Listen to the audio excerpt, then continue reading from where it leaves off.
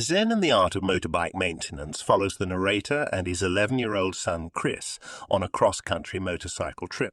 The narrator begins his spiritual journey on a motorbike road trip with his 11-year-old son Chris and John and Sylvia Sutherland, another married couple. They favor uncrowded country roads that aren't designated, so the road journey doesn't have a schedule.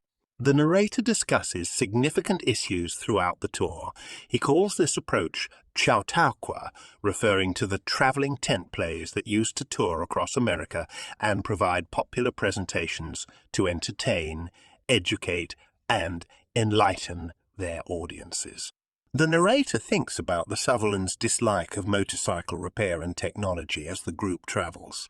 He says John's motorcycle had broken down multiple times, but he never learned how to fix it. The narrator is confused by this disinterest. Thus, few repair shops in Middle America can handle John's Bomb WR60.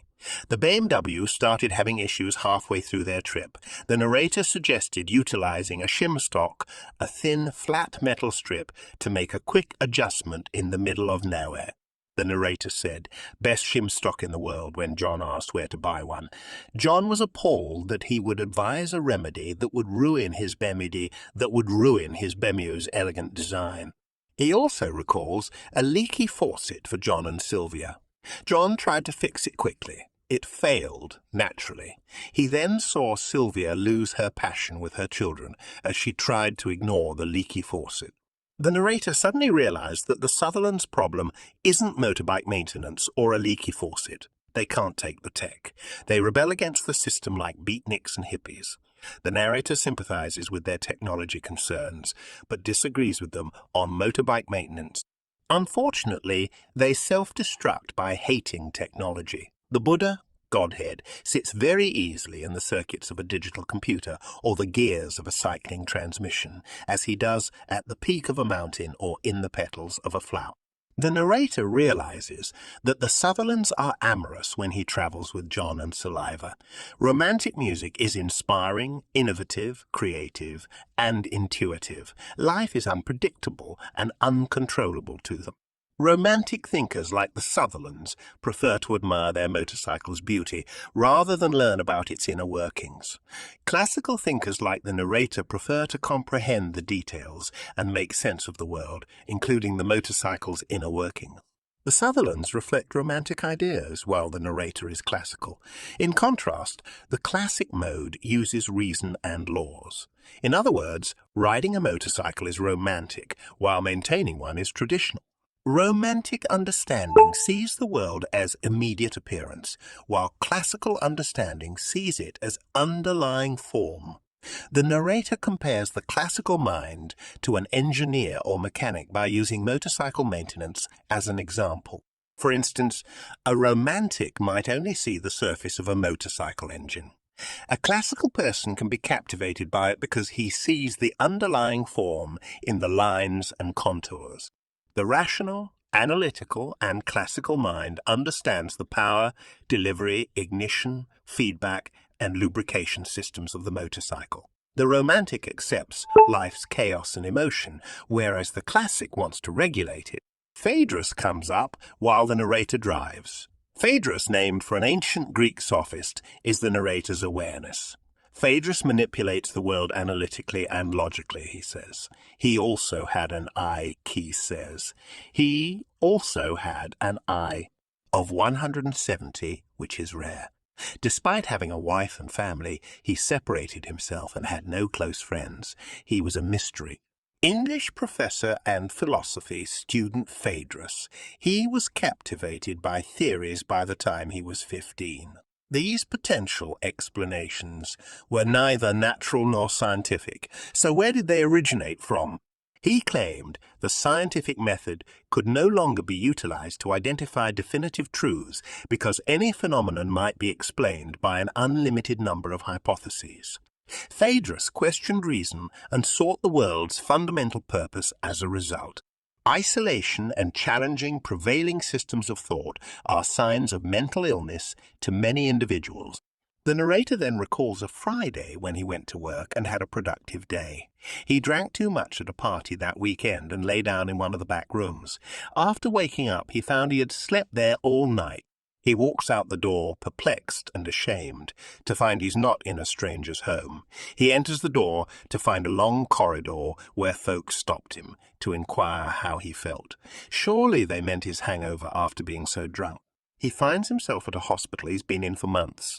Additionally, he has a new personality.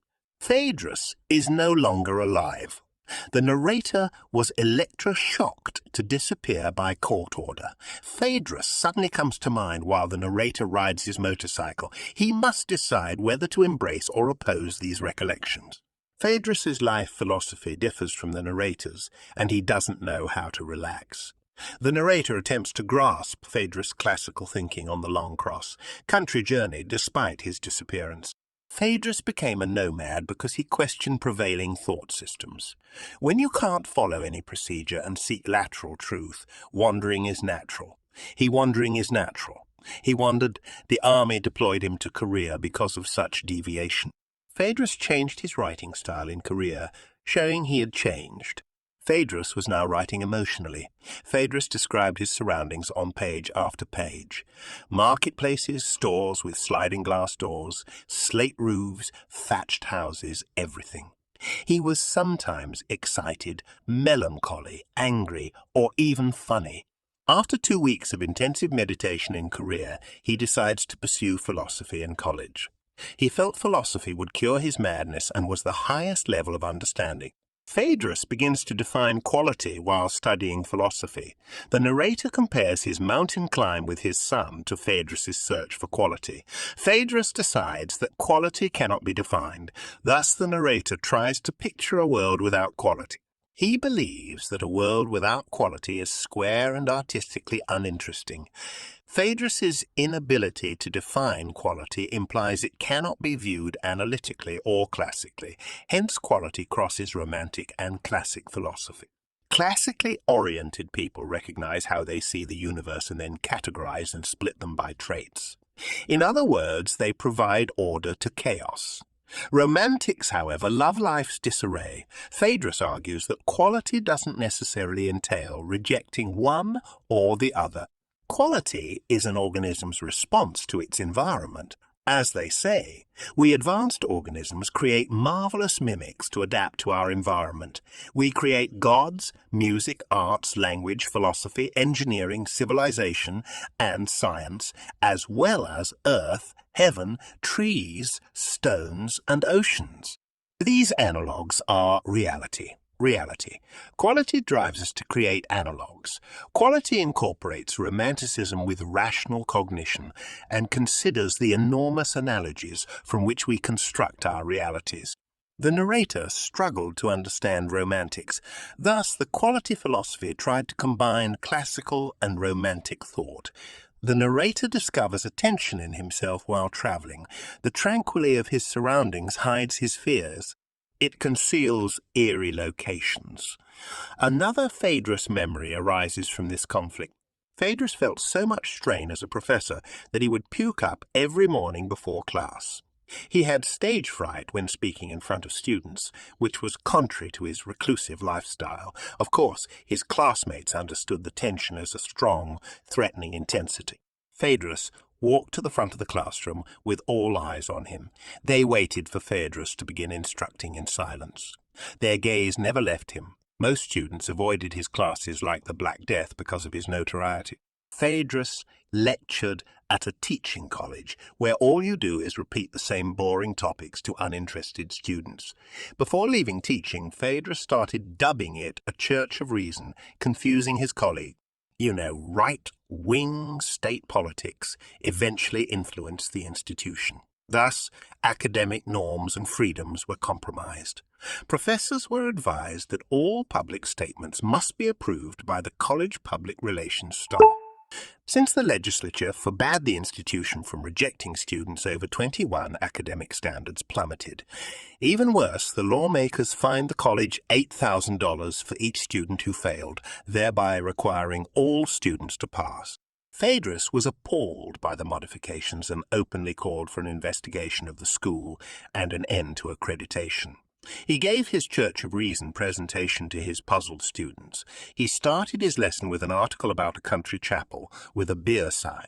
The church was sold and turned into a bar. According to the story, the Catholic Church complained because it believed the church was sacred and needed respect. What makes a church? Brick, planks, and stained glass windows. Does the roof shape matter? It was determined that the building was not sacred. The beer sign was over the bar, not the church, when it was desanctified. Phaedrus used this incident to convey his confusion over the university's loss of accreditation. He stressed that losing accreditation doesn't mean a university closes. Continued classes, students receive the same education as before. A university is excommunicated when it loses accreditation. No longer sacred ground, the legislature can no longer control what happens inside its gates. Like a church, a university is not its property or its wages.